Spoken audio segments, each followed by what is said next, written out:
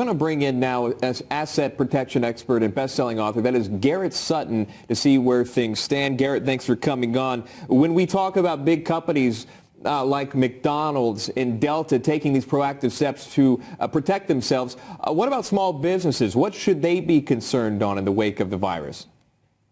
Well, if you're doing any sort of business in China, I think, these big companies have done the right things to protect their employees.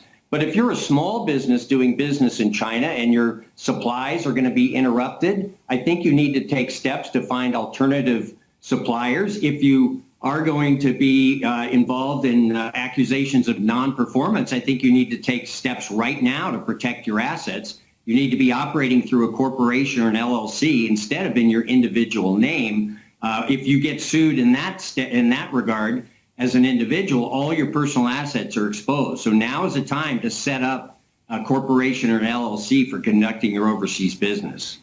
Garrett, although we haven't seen a huge hit on U.S. stocks, what should investors be doing to protect their personal assets in the markets? Well, I always recommend that personal investors hold their brokerage accounts through an LLC. They're not expensive to set up. They're very inexpensive to maintain. If you ever get sued in that horrific car wreck, just something out of the blue, you want that brokerage account to be titled in the name of an LLC instead of in your individual name, where someone suing you could reach all of your brokerage assets. And your expertise, Mr. Sutton, has anyone reached out to you and had personal questions when this virus did get announced? National media, obviously everyone's finding out. Did anyone contact you and say, hey, how does this affect me? What should I do? What's your advice? Well, we have a number of clients that will do business over Amazon. They will source the supplies in China, bring it over here and sell it on Amazon.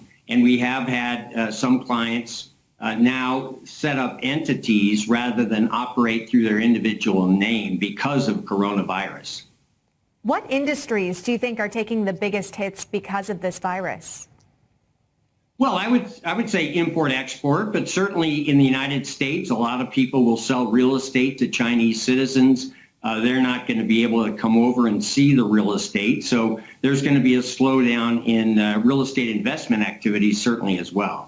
So if entrepreneurs restrict their business in China, as we talked a little bit about, how long do you do that for? How do you know when the right time is to get back to operating as normal, business as usual, if you will? That's a really good question. During the SARS outbreak in 2002 and 2003, I was dealing with some Chinese businessmen. And, 3 months went by, 6 months went by, and I never heard from them again. And I think part of it was the shock, but I think part of it was they wanted to save face. They couldn't perform on this thing. So you may see projects just fall by the wayside because of the shock due to the coronavirus. All right, Garrett Sutton, he's an asset protection expert and best-selling author. Thanks so much for your insight.